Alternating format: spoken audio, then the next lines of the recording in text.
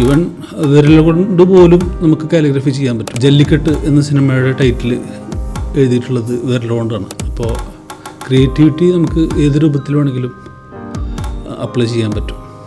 വിഷയം calligraphy, drawing. എൻ്റെ students പലരും ആവശ്യപ്പെട്ടിരുന്നു അതുപോലെ വീഡിയോസ് ചെയ്തുകൂടെ എന്നുള്ളതൊക്കെ. പുറത്തും ഒരുപാട് ആളുകൾക്ക് ആവശ്യമുണ്ടാവും. അപ്പോൾ അവർക്കും കൂടി ഉപകാരമായിക്കോട്ടെ. കുറച്ച് ഫണ്ടമെൻ്റലായിട്ട് കാലിഗ്രഫിനെ കുറിച്ചിട്ടും ഡ്രോയിങ്ങിനെ കുറിച്ചിട്ടൊക്കെ പറഞ്ഞു തരാമെന്നും കുറച്ച് പ്രാക്ടീസ് സെഷൻസും കാര്യങ്ങളൊക്കെ സീരീസ് ലെവലിൽ നമുക്ക് ചെയ്തു നോക്കാം. ഇതൊരു തുടക്കമാണ്. എല്ലാവരുടെയും സപ്പോർട്ട് വേണം. അപ്പോൾ തുടക്കത്തിൽ കുറച്ച് കാലിഗ്രഫി ടൂൾസിനെ പരിചയപ്പെടുത്തി തരാം. അപ്പോൾ ആദ്യം നമുക്ക് ബ്രഷ് പരിചയപ്പെടാം. നോർമലി നമ്മൾ ഫ്ലാറ്റ് ബ്രഷാണത്.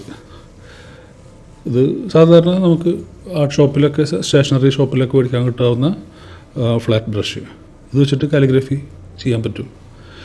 ഇതിൻ്റെ തന്നെ വേറെ ടൈപ്പ് ബ്രഷും കൂടി ഉണ്ട്. ഫ്ലാറ്റ് തന്നെ ലോങ് ഹെയർ ബ്രഷ്.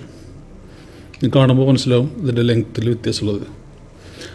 ഈ ബ്രഷുകൾ ഇപ്പോൾ ഈ ലോങ് ഹെയർ ബ്രഷുകൾ അധികവും ലെറ്ററിങ് ചെയ്യാൻ വേണ്ടിയിട്ട് ഉള്ള പണ്ടൊക്കെ ബാനർ എഴുതാനും ചുമരെഴുതാനൊക്കെ ഉപയോഗിച്ചിരുന്ന ബ്രഷാണ്. ഇപ്പോൾ ഇത് കിട്ടാൻ കുറച്ച് റെയറാണ്.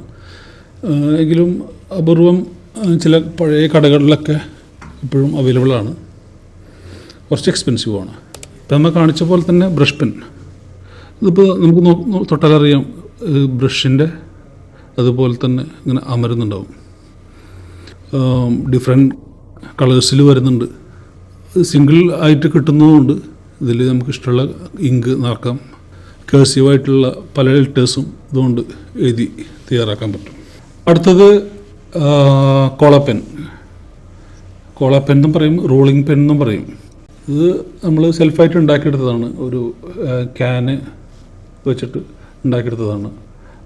എഡ്ജ് കട്ട് ചെയ്തിട്ട് ഒരു ചെറിയൊരു വിടവ് ഇങ്കിന് ഇറങ്ങി വരാനുള്ളൊരു വിടവൊക്കെ വെച്ചിട്ട് ഇതൊരു ഡിപ്പെനിൽ പെടുന്നതാണ്. മുക്കി എഴുതണം. ഒരു വാവ് കാലിഗ്രഫി എന്ന് പറഞ്ഞിട്ടുള്ളൊരു വെബ്സൈറ്റ് ഉണ്ട്, അതിൽ അവൈലബിളാണ്.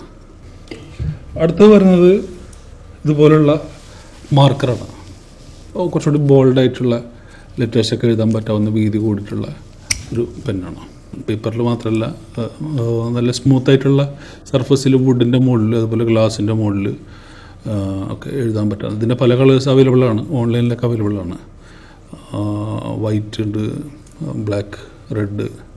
ഇതിൻ്റെ തന്നെ ഒരെണ്ണം കൂടി ഉള്ളത്, ഇതിൻ്റെ വീതി കുറഞ്ഞത്. ഇതിൻ്റെ പേര് വരുന്നത് സിഗ് എന്ന് പറഞ്ഞ കമ്പനിയാണ് ഇത് ചെയ്യുന്നത്, അക്രിലിസ്റ്റ. ഇനി ഇതിൽ ഇമ്പോർട്ടൻ്റ് ആയിട്ട് നമ്മൾ മെയിൻറ്റെയിൻ ചെയ്യേണ്ട കാര്യമാണ് നല്ല ഇങ്ക് യൂസ് ചെയ്യുക എന്ന് പറയുന്നത്.